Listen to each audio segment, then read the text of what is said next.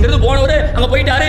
ராமநாதபுரம் கிட்ட போகும்போது வேகமா ஒரு வண்டி வந்து ஆக்சிடென்ட் ஆகி மூத்தா போயிட்டாரு. நான் போகும்போதே சொன்னப்பா, ஏ போவாத போவாத நான் கேட்டானா இவன் இப்படி போயிட்டாங்க.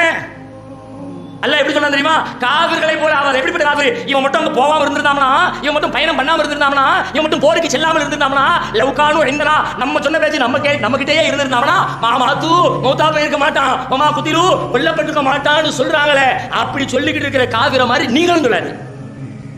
அப்படின்னா என்ன அர்த்தம்? அப்படி சொல்றது குஃபுர்னு அர்த்தம். அதானே கரெக்டா? சொல்றது கரெக்டா? அப்படி சொல்றது குஃபுர் தானே? நம்முடைய பேச்சு வழக்குல எப்படி கிடக்கு பாருங்க, ரொம்ப சாதாரணம். அங்க போனதுனால தான் அப்படியே, இங்க போனதால இப்படியா, நீ அங்க போயிருக்க கூடாது, நீங்க போயிருக்க கூடாது சொல்லிட்டு அடுத்த வார்த்தை சொல்றான் அல்லாஹ் ஹைலைட்டா, யஜஅலல்லாஹு ذلك ஹஸ்ரத்தன் ஃபீ குலூபிஹிம். இது அல்லாஹ் ஏன் ஏற்படுத்தி இருக்கான் தெரியுமா? அவர்களுடைய உள்ளத்துல கவலையை உண்டாக்குவதற்காக. எதை நடந்து முடிஞ்ச உடனே ஐயோ அது அப்படி நடந்துருச்சு, அப்படி செய்யாம இருந்திருக்கணும், இப்படி நடந்துருச்சு, இப்படி செய்யாம இருந்திருக்கணும் அப்படின்னு முடிஞ்ச உடனே அது அப்படி இல்லாம இப்படி இல்லாம அப்படி இல்லாம இப்படி இல்லாம அதை மாற்ற மாதிரி இவெல்லாம் பேசிக்கிட்டு இருக்கானோ.